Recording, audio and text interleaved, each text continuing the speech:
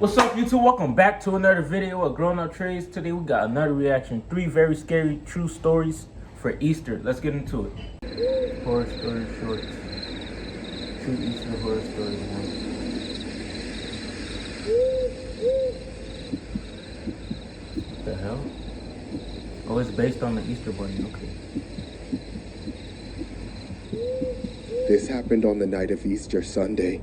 My older brother and I had been roommates for a few years, living in an apartment about a 15-minute walk away from our parents. Every year, we would walk there to have dinner with our parents for Easter.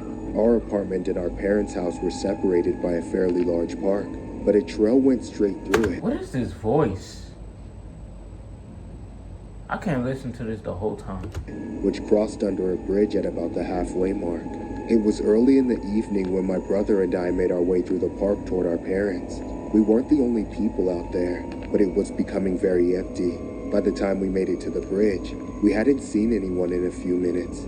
That's when we started hearing something moving. So they don't got a car? They gotta walk to their parents' house? Didn't they say it's like 16 minutes away? The bushes. We both stopped and looked all around, trying to see where the rustling was coming from. Trying to get out of the bushes. I'm out. We would get to see a raccoon or something crawling out of a bush, but we didn't find anything. After a few seconds, we kept walking and passed under the bridge, and when we came out the other side, we heard a whistle. It sounded like it was a person whistling, not a bird or anything. We just ignored it and kept walking, picking up the pace quite a bit to exit the park as soon as possible. We eventually made it to our parents' place a few minutes later, but by then, we were able to joke about how we'd gotten so spooked out by essentially nothing. We soon forgot about it as we had Easter dinner with our family and stayed for a few hours to catch up and hang out with everyone. Once it was starting to get late, people started to head home, so my brother and I followed suit. While saying our goodbyes, I talked with my brother about getting an Uber home and avoiding the walk through the pathway since why not get an Uber there and get an Uber back home? Y'all can't walk late. Again. He told me I was overreacting and convinced me that nothing would happen, and so it was already we left the house and we entered the park. There. As we were walking, it was pitch black. There weren't any streetlights around, so we had to use the flashlights from our phones to guide us home. I never walked through the park this late at night and had always found it relaxing and peaceful. But without light, the whole place was creepy as hell. I was about to say something to my brother about how we should have gotten a ride, but just at that moment, we heard something nearby. It was the same rustling sounds we heard before, but in the darkness, so it felt twice as loud. A few seconds later, we heard the whistle again too. A chill ran down my spine, and I know my brother... Let me know what y'all would have did. Y'all already walking late at night to y'all parents' house. Would y'all walk back or get an Uber? If it was me, I would have just stayed at my parents' house, sleep overnight. In the morning, I'll just walk over there or get an Uber. But that's what a normal person would do. Brother felt it too. That's when we both started speed walking down the path. We knew we were almost halfway home when we saw the bridge, but we didn't slow down. We walked into the tunnel and hurried to the other side. 78% of small businesses say their vendors offer poor customer support, but Patriot Software provides award-winning, US-based. Making it out in half the time it usually took us. Getting out of there never felt so relieving.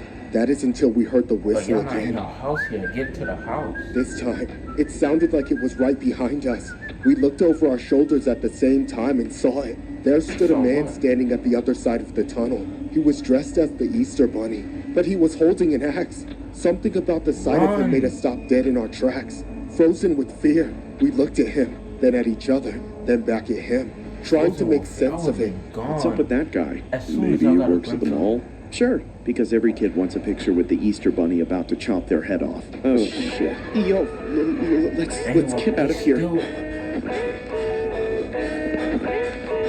Ah, damn it, my ankle! Shit, get up, get up! Now your ankle giving out. When we about to die. I would have just left him. Shit, he's running towards us! Stay away! Stay away! Help! Dang. He got her on for it, huh? Oh yeah, he's on. Don't go like that.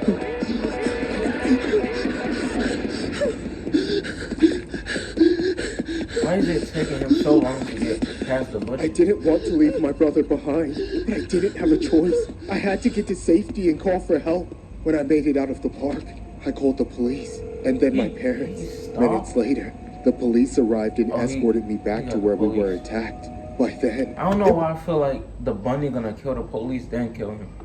It was a nightmare. There was blood everywhere, and my brother's body had been completely destroyed, hacked to pieces and scattered across the pavement. Pieces? All that, but no sign of the bunny man. There have been no arrests since it happened. It was labeled as an urban legend on the internet, but those people act like my brother wasn't murdered. They act like I don't still hear his screams every night, like I didn't listen to his voice getting further away as I ran while he was begging for his life.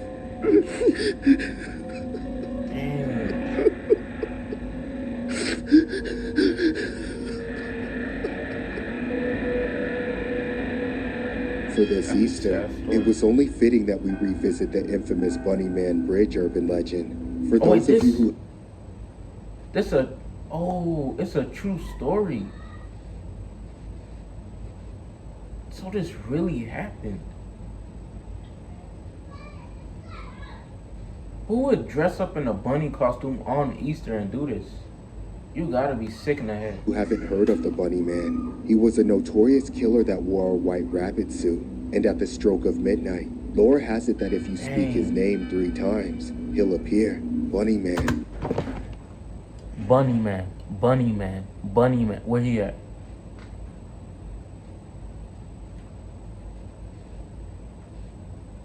Bunny Man. Bunny Man. But don't expect to survive. He'll slash your throat and leave your body dangling from the bridge. Another rendition of the Bunny Man was that he was a spirit of an escaped mental patient who haunts the railroad bridge, living in the woods near the bridge where he ate rabbits, taxidermy, that kind of thing, what? and wearing their skins. So he kill people and eat rabbits. This gotta be he worse than Jeffrey Dahmer. He gotta be. I don't think Jeffrey Dahmer would do like something Leatherface, and or leaving Ted their Bundy. remains hanging in the trees. There are plenty of versions of the Bunny Man Bridge legend, all equally eerie, making the one-lane tunnel of Colchester Road such a popular spot that police stake it out every year, chasing off trespassers searching for a scare. The Bunny Man Bridge was featured in the Fox documentary, Scariest Places on Earth, and has been mentioned countless times across the internet. But how didn't they catch him? He go there every Easter. They go there every Easter. And they still haven't been able to find this man.